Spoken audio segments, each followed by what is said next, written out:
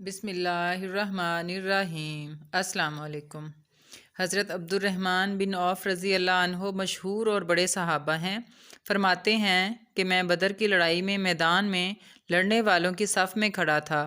میں نے دیکھا کہ میرے دائیں اور بائیں جانب انصار کے دو کم عمر لڑکے ہیں۔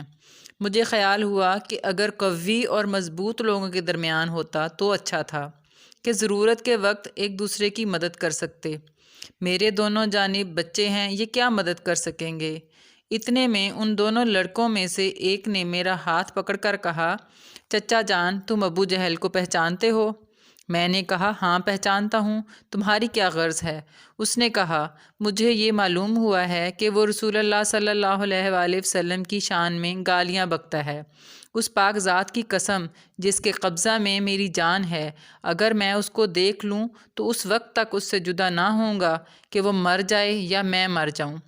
مجھے اس کے سوال اور جواب پر تعجب ہوا۔ اتنے میں دوسرے نے یہی سوال کیا جو پہلے نے کیا تھا، اور اس نے بھی وہی کہا جو پہلے نے کہا تھا۔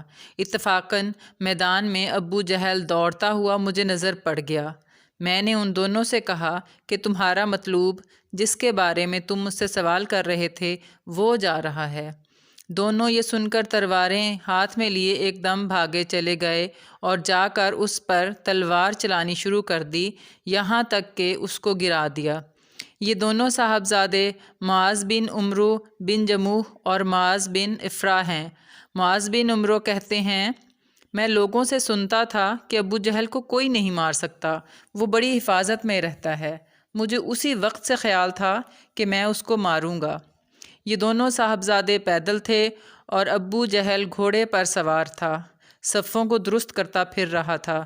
جس وقت عبد الرحمن بن عوف رضی اللہ عنہ نے دیکھا اور یہ دونوں دوڑے تو گھوڑے پر سوار براہ راست اس پر حملہ مشکل تھا، اس لیے ایک نے گھوڑے پر حملہ کیا اور دوسرے نے ابو جہل کی ٹانگ پر حملہ کیا، جس سے گھوڑا بھی گرا اور ابو جہل بھی گرا اور اٹھ نہ سکا۔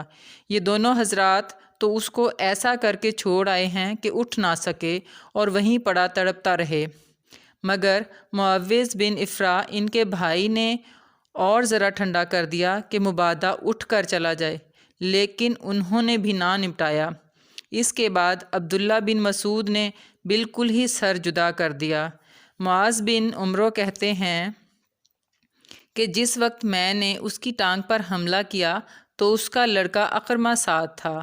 اس نے میرے مونڈھے پر حملہ کیا جس سے میرا ہاتھ کٹ گیا اور صرف کھال میں لٹکا ہوا رہ گیا۔ میں نے اس لٹکے ہوئے ہاتھ کو کمر کے پیچھے ڈال لیا اور دن بھر دوسرے ہاتھ سے لڑتا رہا، لیکن جب اس کے لٹکے رہنے سے دقت ہوئی تو میں نے اس کو پاؤں کے نیچے دبا کر زور سے کھینچا، وہ کھال بھی ٹوٹ گئی جس سے وہ لٹک رہا تھا اور میں نے اس کو پھینک دیا۔